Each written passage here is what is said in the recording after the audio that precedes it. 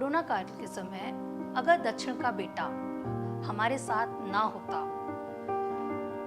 तो यूं कह सकते हैं कि मेरे पिता का साया मेरे साथ ना होता। आज अगर मैं यहाँ हूँ, आप सबके साथ अपनी बातें बता पा रही हूँ, तो ये सिर्फ प्रवीण पाठक की वजह से। ये है राखी, जो ग्वालियर दक्षिण के सिकंदर कंपू में रहती है। साल 2022 का वो दिन याद करके आज भी सिहर उठती है।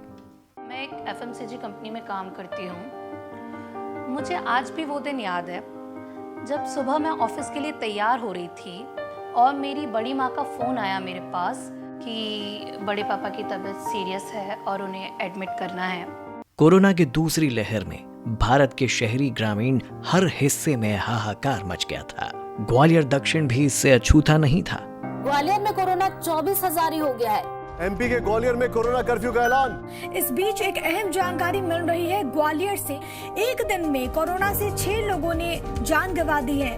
वो होम क्वारंटाइन थे 7 डेज, उसके बाद उन्हें एडमिट कराया गया, पर धीरे धीरे उनकी तबीयत डाउन होती जा रही थी, उनका पल्स रेट डाउन होता जा रहा था और डॉक्टर्स का कहना है कि उन्हें रेमडेसिविर के बिना वो सरवाइव करना मुश्किल रहेगा।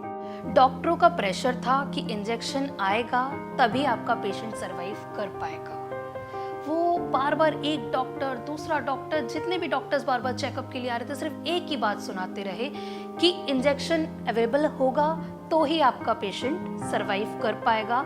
तो जितनी जल्दी आप इंजेक्शन अरेंज कर पाओगे उतना जल्दी आपका पेशेंट रिकवरी पर आएगा। वो इंजेक्शंस की स्थिति ये थी कि वो हर जगह सिर्फ ब्लैक में मिल रहा था। ब्लैक तो छोड़ो, किसी भी भाव में नहीं मिल रहा था, अवेलेबिलिटी ही नहीं थी उनकी।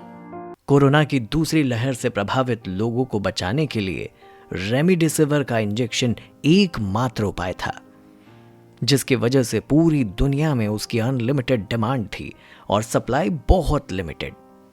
ग्वालियर दक्षिण में रेमडेसिविर सोने से भी ज्यादा कीमती और दुर्लभ हो गया था।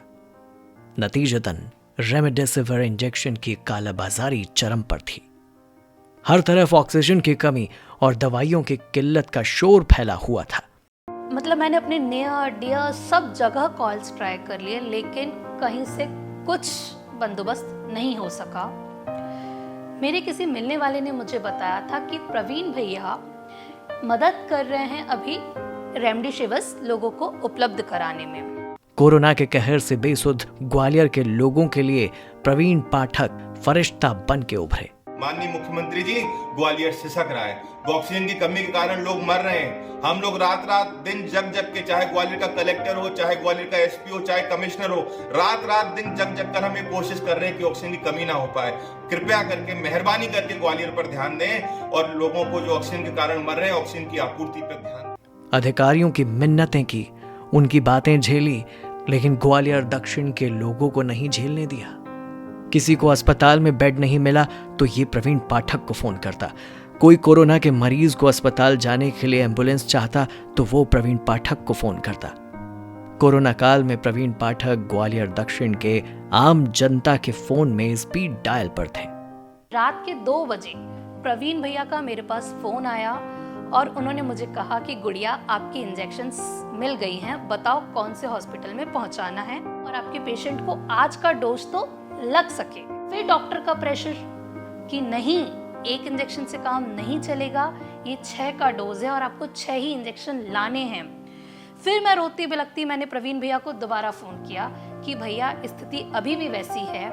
अब तो मेरे पिताजी ने ये तक कह दिया कि अगर इंजेक्शन अरेंज नहीं हो रहे हैं, आप परिवार वाले परेशान ना हो, मुझे जहर देकर मार दें। ये स्थिति सुनकर मेरी रूह कांप गई थी। और होती भी क्यों ना, एक बेटी कैसे बर्दाश्त कर सकती है कि उसके सामने उसका पिता मरने की बात कर रहा है और हम सब लाचार बैठे हैं, कैसे।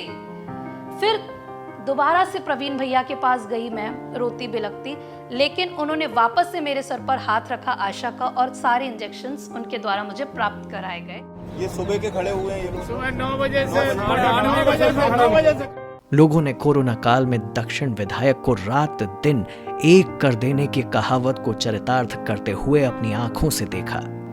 बस ये लग रहा है कि प्रवीण पाठक जी को दुआएं देते रहता हूँ 2-2.5 साल से ही कि यार जिंदगी में पाठक जी नहीं होते तो शायद आज हम होते ही नहीं। ग्वालियर दक्षिण में राखी के पिता जैसे हजारों लोग कोरोना काल में प्रवीण पाठक के किए पहाड़ तोड़ परिश्रम के वजह से आज सांस ले रहे हैं।